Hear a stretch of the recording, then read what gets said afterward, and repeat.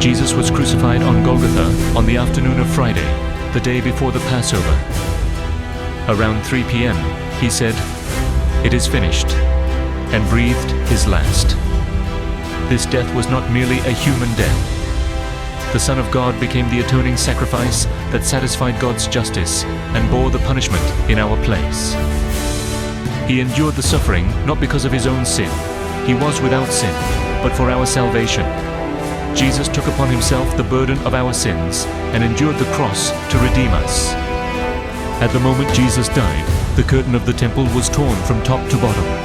This curtain had separated the holy place from the most holy place, an area where no one could enter except the high priest, and only once a year.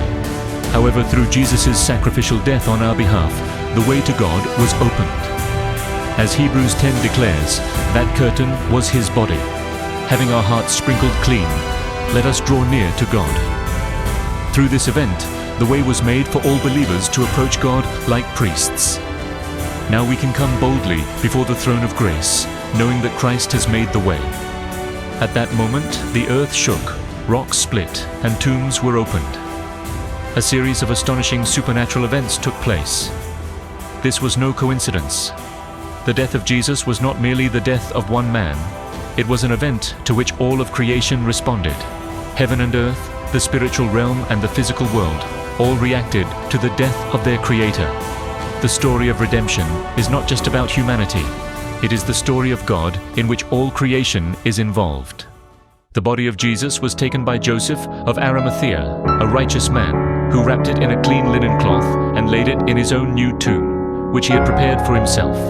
This was a confirmation of his actual death, and also part of God's providence for the resurrection. The burial of the Lord was an essential step in God's redemptive plan.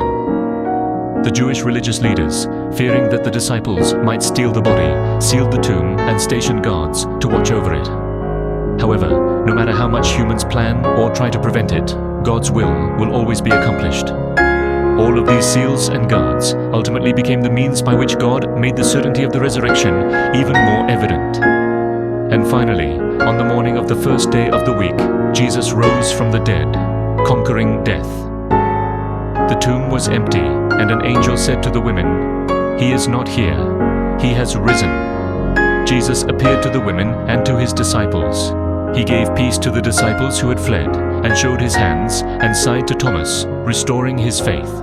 His resurrection is a historical fact, and at the same time, it is a power that is actively at work in our lives.